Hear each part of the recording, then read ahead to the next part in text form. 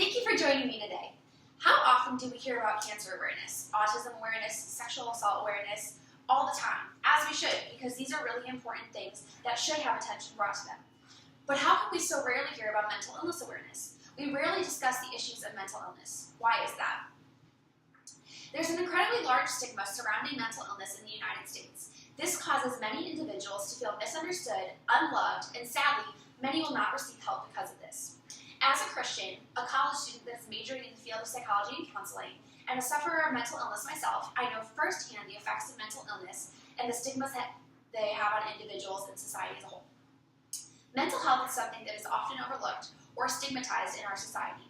This problem can become remedied by increasing conversations surrounding the topic of mental health and mental illness, creating more safe spaces for the topic to be discussed, and analyzing the importance of it through a biblical lens. In the coming minutes, I will discuss the prevalence of mental illness, various ways that individuals can educate themselves about mental illness, and most importantly, how educating ourselves about mental illness can allow for us to love others as Christ loves them. Let's take a closer look. Mental illness is extremely common in the United States. The National Alliance for Mental Illness, also known as NAMI, has made it its mission to get numbers out to the country so that people can understand just how serious this is. They put out little statistic posters, and I have it on my phone here, and I'm going to pass it to you to kind of take a look at. Basically what you'll see on there is that 1 in 5 adults will suffer from mental illness. That's 48.3 million Americans. 10 million U.S. citizens will suffer from severe mental illness that interrupts their daily functioning. 16 million adults had at least one major depressive episode within the last calendar year. 18.1% of Americans have experienced an anxiety disorder. This brings me to my next point. Educating ourselves about mental illness can alleviate some of the stigma. Clearview Women's Center, a center that treats women affected by borderline personality disorder, recommends that individuals first start researching some of these disorders online.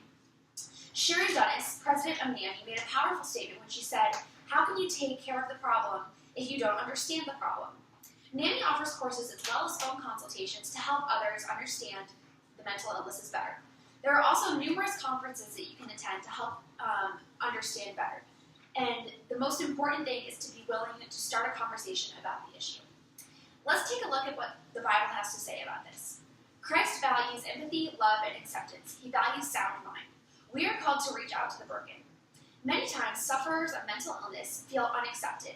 Romans 15:7 tells us to accept one another just as Christ has accepted us to the glory of God. Even if you don't understand mental illness yourself or have no experience with it, you can empathize with those who do and show them love.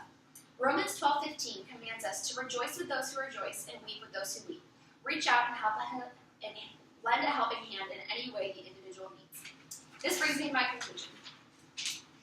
It is easy to overlook or even be critical of those suffering from mental illness. It is important that we treat mental illness in the same way we would treat physical illness. We must be more willing to have discussions regarding this topic, and these are very real and serious illnesses. They are incredibly prevalent in society today, and there are many steps we can take in educating ourselves on the subject.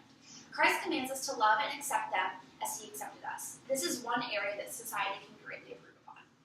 Take time to learn about various mental illnesses that affect millions of Americans and find ways that you can assist somebody struggling.